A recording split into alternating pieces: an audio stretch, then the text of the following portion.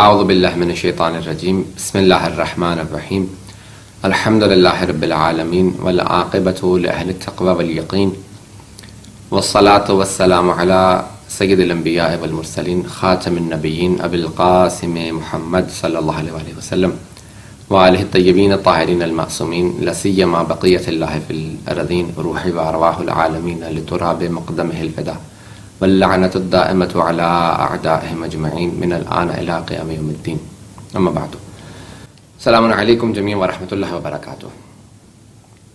ناظرین، آج کے اس پروگرام میں ہماری کوشش یہ ہوگی کہ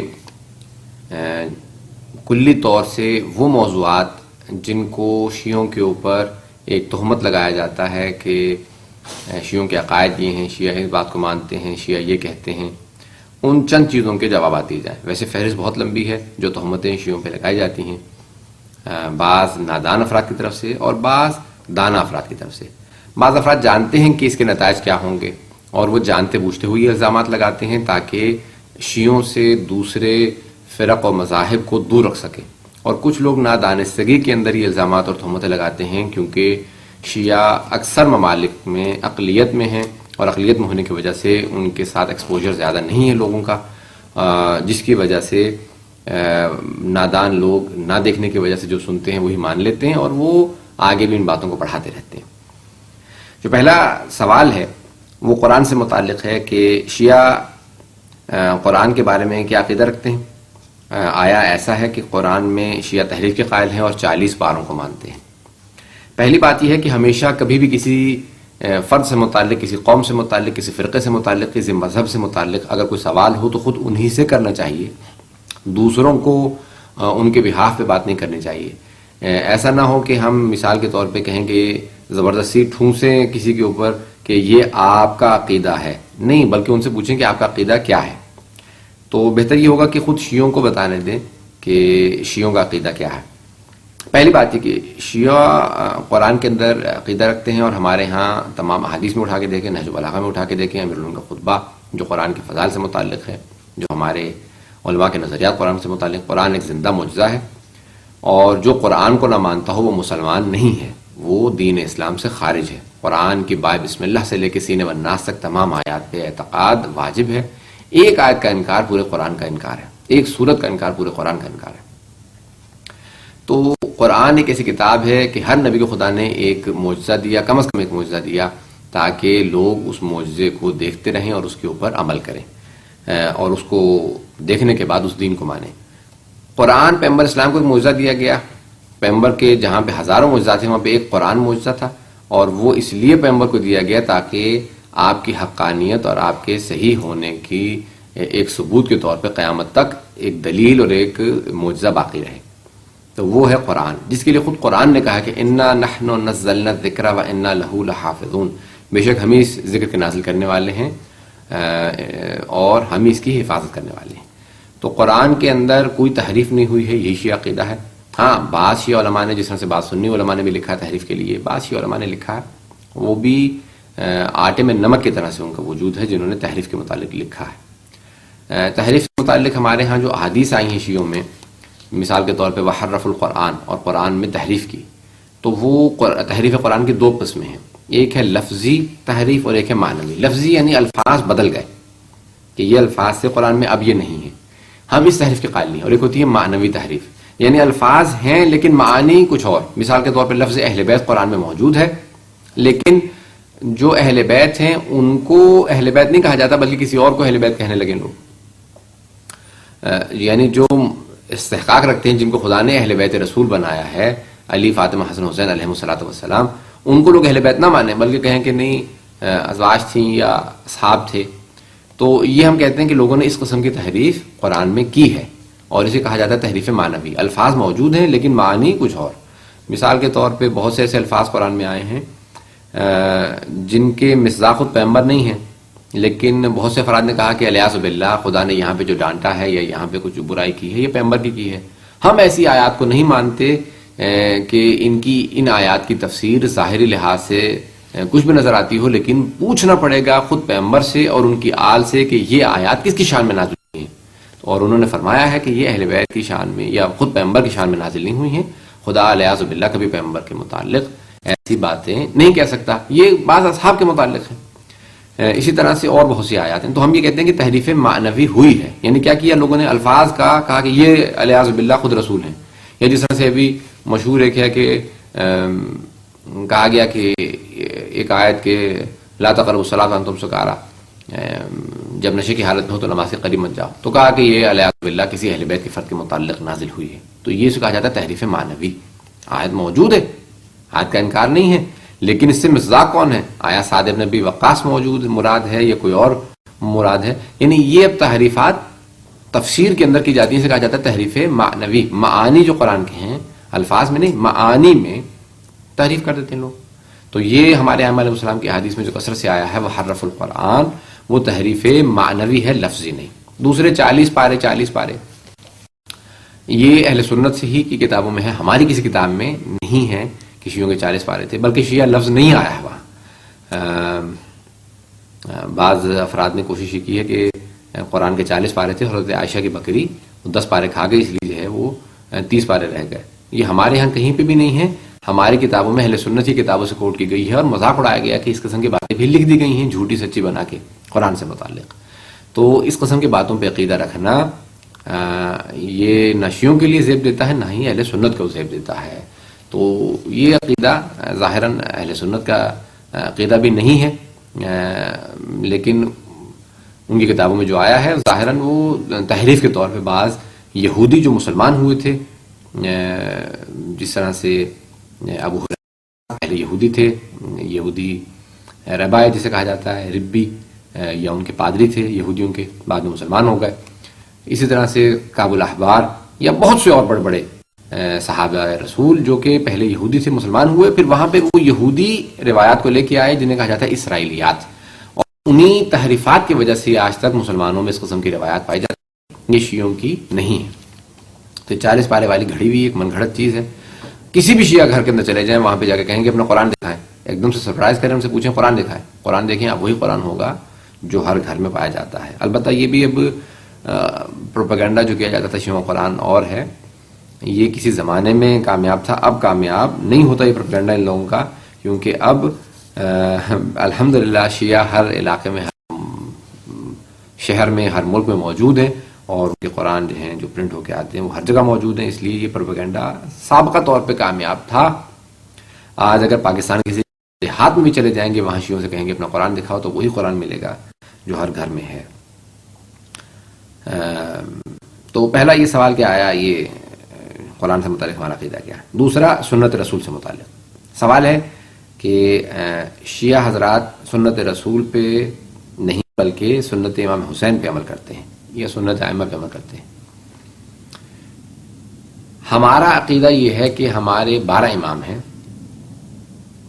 اور یہ 12 امام کا تصور خود پیغمبر نے دیا ہے. صحیح بخاری کے اندر بھی باب الامارہ، اور صحیح مسلم کے اندر باب الاستخلاف یا خلافت، یہ سب جگہ پہ روایت موجود ہے پیغمبر کی کہ ان یعنی میرے بعد یعنی جو خلفاء کے تعداد یا عمراء کے امیر جو ہوں گے 12 خلیفہ یا 12 امیر، 12 خلفاء ہوں گے یا 12 امیر ہوں گے. تو یہ روایت اہل سنت کی تمام کتابوں میں ہے، صحیح بخاری میں، صحیح مسلم میں، جامع ترمذی میں، نسائی، سب جگہ، سب کتابوں کے اندر، اور شیعہ کتابوں میں بھی، کہ خلفاء اور اماموں کی تعداد یا ائمہ کی، عمراء کی، امیر کی تعداد جو امیر ہوں گے پیغمبر کے بعد. یا پیغمبر سے پوچھا گیا کہ یا رسول خدا آپ کے کتنے اوصیاء ہوں گے، وصی کتنے ہوں گے؟ تو آپ نے کہا وہی جو نقباء بنی اسرائیل کی تعداد ہے. تو 12 نقیبہ قرآن میں آیا تھا یہ کہ نقباء بنی اسرائیل 12 تھے. تو یہ ایک ایسا مسئلہ ہے کہ یہ وہیں سے آیا. اب سنت رسول، ہم سنت رسول ہی پہ عمل کرتے ہیں، لیکن ہم سنت رسول ہر ایرے غیر نتو خیرے سے نہیں لیتے، بلکہ ہم سنت رسول کو خود ائمہ علیہ السلام سے، ائمہ اہل بیت علیہ السلام سے لیتے ہیں، امام علی علیہ السلام سے لے کے امام مہدی تک. یہ جو 12 امام ہیں، ہم ان سے پوچھتے ہیں کہ بتائیے سنت رسول کیا ہے، پیغمبر نے کس طرح سے نماز پڑھی تھی، پیغمبر نے کس طرح سے روزہ رکھا، پیغمبر نے حج کس طرح سے انجام دیا، کیسے بجا لائے حج کے احکام کو، ارکان کو، مناسک کے حج کو کس طرح پیغمبر بجا لائے، زکوٰۃ پیغمبر کس چیز پہ دیا کرتے تھے، خمس کیسے ادا کرتے تھے، جہاد کی کیا شرائط تھے. ہم ہر سنت رسول کو جو سمجھنا چاہتے ہیں تو ہم اہل بیت، ائمہ اہل بیت علیہ السلام سے سمجھتے ہیں. برادران سنت میں وہ کہتے ہیں کہ اہل سنت والجماعت یعنی سنت رسول کو لیتے ہیں لیکن صحابہ سے، اور جماعت یعنی جماعت صحابہ. ہمارے ہاں صحابہ بہت محترم ہیں لیکن اہل بیت کے برابر قطعاً ان کا مقام نہیں ہے. صحابہ اہل بیت کے خادم ہیں، تو اہل بیت علیہ السلام سے ہم سنت رسول کو لیتے ہیں. اسی لیے ہم پہ الزام لگتا ہے کہ یہ سنت رسول پہ عمل نہیں کرتے، سنت ائمہ پہ، کیونکہ ہمارے ائمہ نے جو بتایا ہے ہمیں کہ یہ ہے سنت رسول. اہل البیت ادری بما فی البیت، گھر والے بہتر جانتے ہیں گھر میں کیا ہے. جب امام باقر پہ اعتراض کیا گیا کہ آپ سند بیان نہیں کرتے اور ہمیشہ کہتے ہیں قال رسول اللہ، باقی سب لوگ سند بیان کرتے ہیں کہ انہوں نے حدیث کہاں سے لی، میں نے اس سے لی، اس نے اس سے لی، اس نے اس سے لی، اور اس نے رسول خدا سے سنا کہ پیغمبر نہیں فرمایا. تو امام باقر پہ اعتراض کیا گیا کہ آپ کبھی نہیں بتاتے کہ آپ نے کس سے لی اور اس نے کس سے لی، اس نے کس سے حدیث لی اور کس نے پیغمبر سے سنا، یہ کیوں نہیں بیان کرتے آپ؟ تو آپ نے کہا قولی قول جد ابی، میں جو کچھ کہتا ہوں میں اپنے والد سے بیان کرتا ہوں، علی بن حسین زین العابدین سے بیان کرتا ہوں. میرے والد علی بن حسین زین العابدین جو کچھ بیان کرتے ہیں وہ حسین ابن علی امام حسین علیہ السلام سے بیان کرتے ہیں. میرے جد امام حسین سے، امام باقر کے دادا کا نام امام حسین ہے تو کہا وہ میرے دادا حسین سے بیان کرتے ہیں. اور امام حسین علیہ السلام جو کچھ بیان فرماتے ہیں وہ اپنے بھائی حسن سے یا اپنے بابا علی بن ابی طالب علیہ السلام سے بیان کرتے ہیں، اور علی پیغمبر سے بیان کرتے ہیں. تو کہا میں سند بیان نہیں کرتا لیکن جب بھی میں کہتا ہوں قال رسول اللہ یعنی یہ سند، میری سند یہی ہے کہ میں اپنے والد سے وہ اور میرے دادا سے اور وہ علی بن ابی طالب سے لیتے ہیں، اور علی جو کچھ بیان کرتے ہیں وہ پیغمبر سے بیان کرتے ہیں، کسی اور سے بیان نہیں کرتے. تو یہ میری سند ہے، میں بیان نہیں کرتا لیکن میں ہمیشہ اسی سند سے بیان کرتا ہوں. میں جو کچھ کہتا ہوں وہ ہمیشہ پیغمبر اسلام ہی سے بیان کرتا ہوں، اپنے پاس سے کچھ نہیں کہتا. تو یہ ہماری سنت کا سلسلہ ہے. اب یہ ایک اعتقادی مسائل ایک دو اور ہیں کہ آیا شیعہ حضرت علی علیہ السلام کو زیادہ مانتے ہیں یا پیغمبر سے بڑھا دیتے ہیں یا ان کو ان کی ذات تذکرہ کرتے ہیں. اس کا بارہا جواب دیا جا چکا ہے اور مختصر اس کا جواب یہی ہے کہ سنی بھائیوں کا ہمارے مسئلہ یہ ہے کہ وہ جب بھی علی بن ابی طالب علیہ السلام کو دیکھتے ہیں تو ہماری نگاہوں سے دیکھتے ہیں، اور جب بھی پیغمبر کو دیکھتے ہیں تو وہ اپنی نگاہوں سے دیکھتے ہیں. جب وہ علی بن ابی طالب کو ہماری نگاہوں سے دیکھتے ہیں تو انہیں علی بہت بلند نظر آتے ہیں، جب پیغمبر کو اپنی نگاہوں سے دیکھتے ہیں تو پیغمبر چھوٹے نظر آتے ہیں. میں ان سے درخواست کروں گا کہ جب بھی وہ دیکھیں پیغمبر کو اور علی کو تو دونوں کو ہماری نگاہوں سے دیکھیں، تو پھر ان کو دونوں بہت بلند نظر آئیں گے، پیغمبر اور بلند نظر آئیں گے. لیکن وہ کیا کرتے ہیں کہ پیغمبر کو اپنی نگاہوں سے سمجھنا چاہتے ہیں اور علی کو ہماری نگاہوں سے. تو علی ہماری نگاہوں میں بہت بلند ہے، لیکن یہ نہیں کہ پیغمبر سے بلند ہے، پیغمبر ان سے زیادہ بلند ہے. تو لیکن دیکھنا یہ پڑے گا کہ وہ اپنے نگاہوں سے نہیں بلکہ ہمارے نگاہوں سے دیکھیں. ہمارا عقیدہ یہی ہے کہ خدا کے بعد جو ہائیسٹ اتھارٹی ہے، جو ولی مطلق ہے خدا کے بعد، وہ پیغمبر اسلام، اور ان کے بعد امیر المومنین علی بن ابی طالب علیہ السلام ہے. اور یہ ہمارے بقیہ ائمہ علیہ السلام ہیں، جناب فاطمہ الزہرا سلام اللہ علیہا ہے. ان کا مقام کسی اور کے مقام سے مقابلہ اس پر نہیں کیا جا سکتا. ان کا مقام سب سے زیادہ ہے 14 معصومین کا. یہ ہمارا عقیدہ ہے اور ہم اسی سلسلے کو مانتے ہیں. پیغمبر کا ہم کبھی بھی درجہ نہیں گھٹاتے، بلکہ درجہ گھٹانے والے اور ہیں. آپ اپنی کتابوں کو اور ہماری کتابوں کو تقابل کریں گے تو آپ کی کتابوں میں آپ کو پیغمبر کچھ اور مقام نظر آئے گا، ہماری کتابوں میں مقام کچھ اور ہے. یہ پیغمبر اسلام سے متعلق اور امیر المومنین سے متعلق. دوسرا یہ کہ شیعہ جو ہیں انہوں نے امام حسین علیہ السلام کو مارا اور اس کے بعد وہ خود ہی روتے ہیں، اس لیے ماتم کرتے ہیں. اب یہ ایک ایسا پروپیگنڈا ہے کہ جو ہمارے ہاں اکثراً انڈیا پاکستان میں پایا جاتا ہے. اس کا شروع کرنے والا تقریباً ایک گروہ ہے جو اس زمانے میں وہابیت تو نہیں لیکن وہی سلفی وہابی نظریہ رکھنے والے کچھ لوگ ہیں جنہوں نے اس کو بنیاد رکھی اس کی، اور یہ کوشش کی پروپیگنڈا کیا جائے کہ شیعہ قاتل ہیں امام حسین علیہ السلام کے. اور انہوں نے شیعہ کون ہیں؟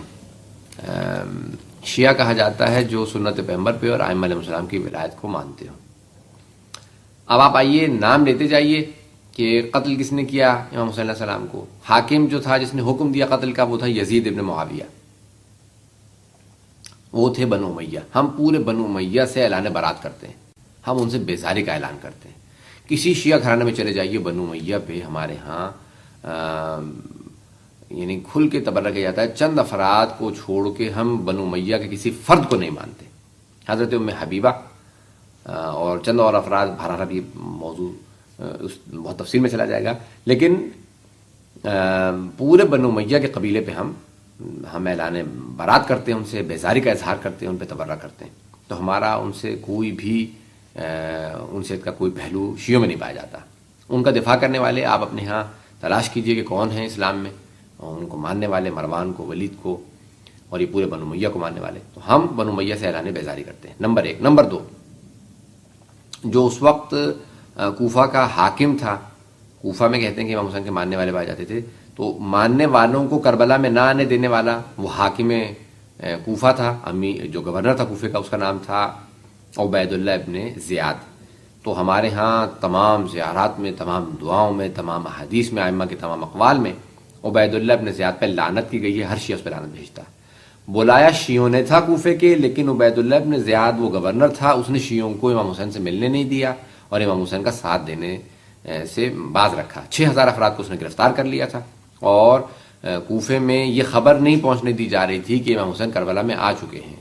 امام حسین کربلا نہیں جا رہے تھے. جب آپ نے حج کے احرام کھول دیے تھے، آپ کوفہ ہی جانا چاہتے تھے، لیکن ان کو کوفہ جانے سے پہلے روک کے کربلا میں شہید کر دیا گیا.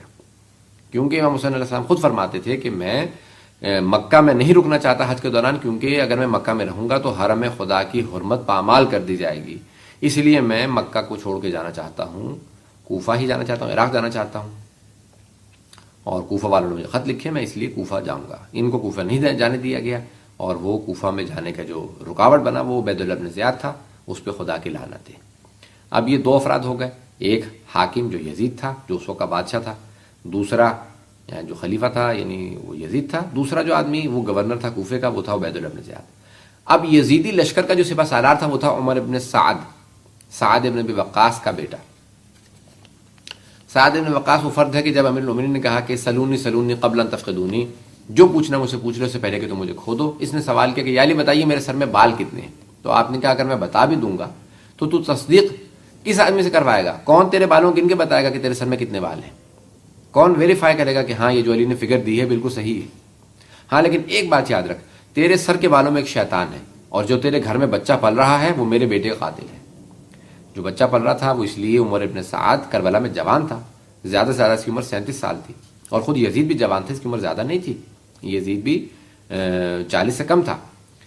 تو عمر سعد جو ہے وہ لشکر کا سردار ہے. سب نے اس کے متعلق لکھا، وہ بنو امیہ کا پیروکار تھا، خلفاء کو ماننے والا تھا، حضرت علی کا مخالف تھا. عمر ابن سعد خود مخالف تھا حضرت علی کا، اس کا باپ بھی حضرت علی کا مخالف. سعد ابن وقاص جس کو صحابہ رسول بھی لکھا بعض لوگوں نے، لیکن شیعہ نہیں مانتے ان کو، کیونکہ وہ حضرت علی کے دشمن تھے، حضرت علی سے مخالفت کرتے تھے، ان پہ تبرہ کرتے تھے، اس لیے ہم لوگ ان پہ بھی لعنت کرتے ہیں، کیونکہ وہ ولو صحابی ہوں، لیکن پیغمبر نے خود سے فرمایا ہے کہ لا یا علی لا يحبك الا مؤمن ولا يبغضك الا منافق. یا علی، یہ جامع ترمذی میں بھی ہے، یہ اکثر کتابوں میں اہل سنت کی حدیث موجود ہے، یا علی آپ سے کوئی محبت نہیں کرے گا سوائے مومن کے، یعنی صرف مومن ہی آپ سے محبت کرے گا. ولا یبغضک الا منافق، اور آپ سے کوئی بغض نہیں رکھے گا، کوئی عداوت نہیں رکھے گا سوائے منافق کے. تو جو بھی آپ سے عداوت رکھے، جو آپ پہ تبرہ کرے، جو آپ کو گالی دے، جو آپ پہ لعنت کرے، سمجھ لیں وہ منافق ہے. تو اس لیے ہمارا عقیدہ یہی ہے، جو امیر المومنین سے عداوت رکھتے ہیں، جو گالیاں دیتے ہیں، وہ سب کے سب منافقین ہیں. تو اس لیے ہم ان لوگوں کو نہیں مانتے.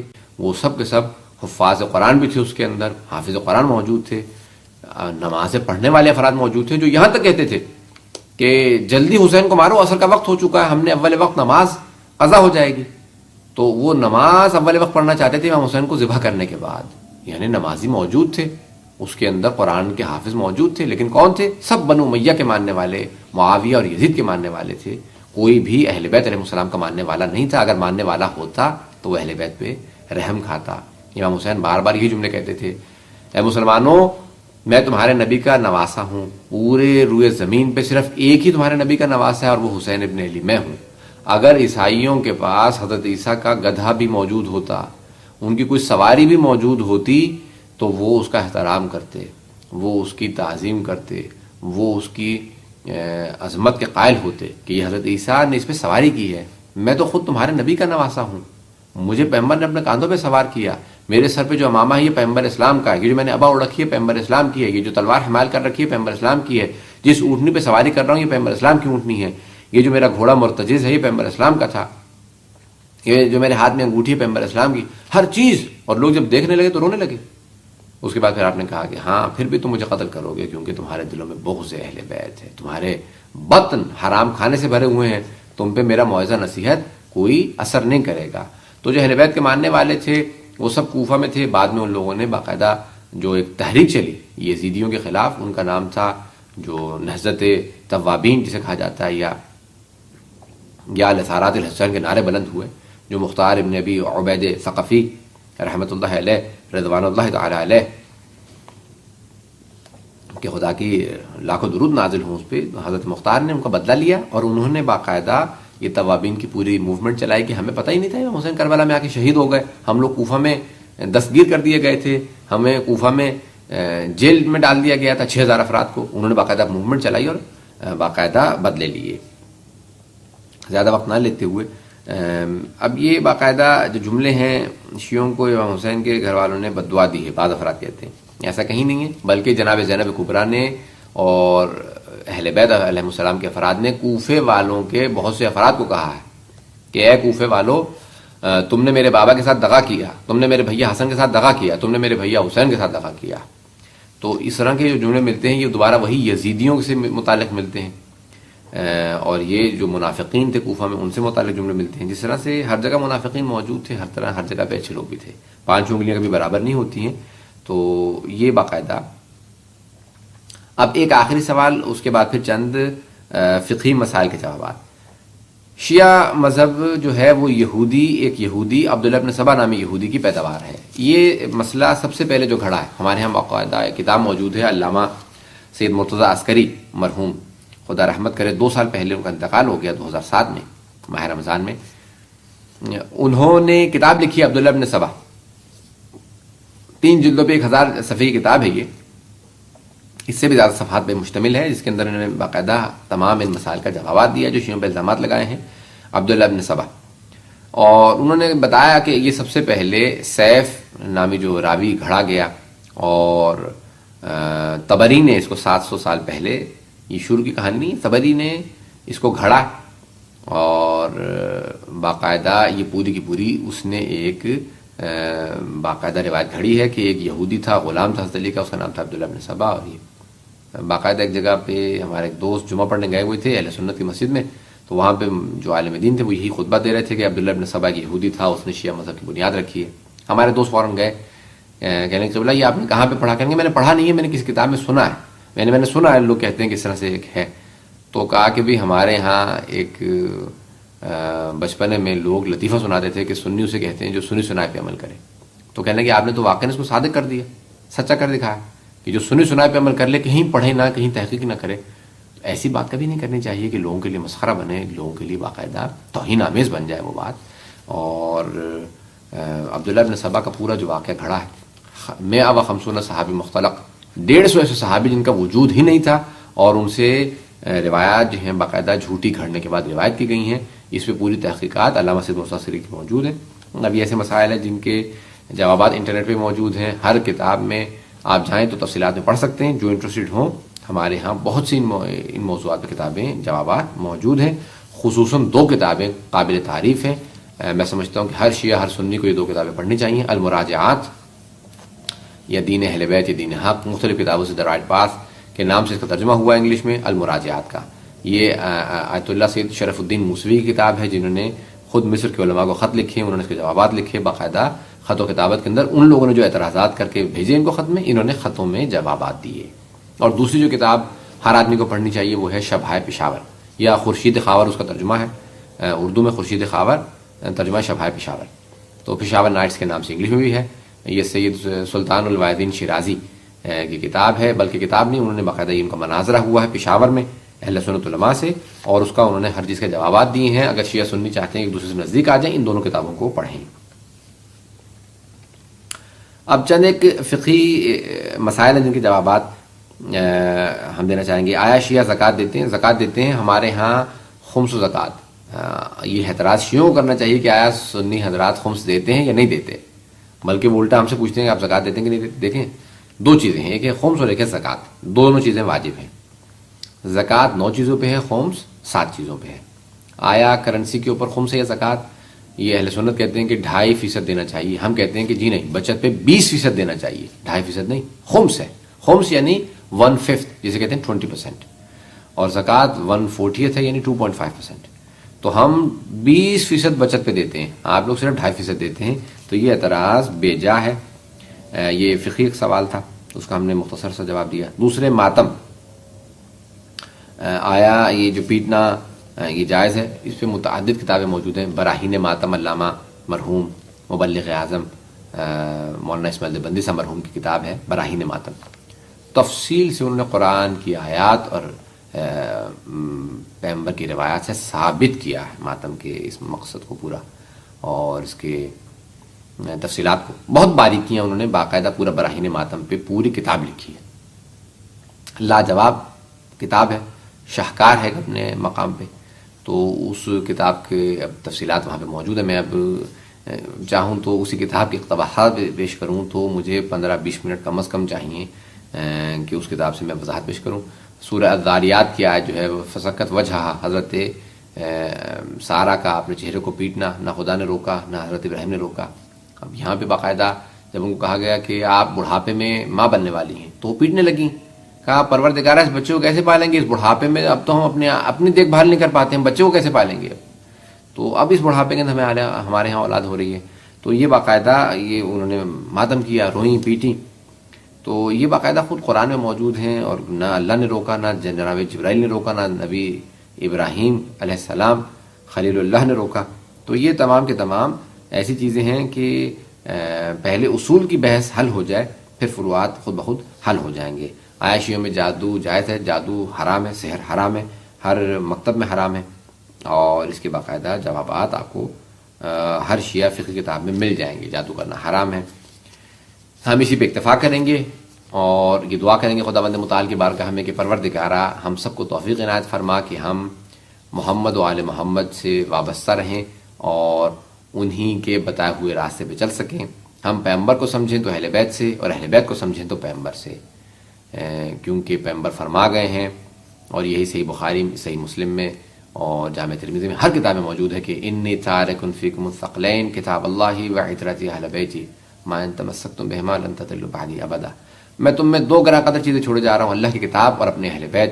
اگر تم ان دونوں چیزوں کے ساتھ متمسک رہو گے، وابستہ رہو گے، انہیں تھامے رہو گے، تو میرے بعد کبھی بھی گمراہ نہیں ہوگے، کیونکہ یہ دونوں ایک دوسرے سے جدا نہیں ہوں گے۔ تو یہی ہے پیغمبر کی آخری وصیت۔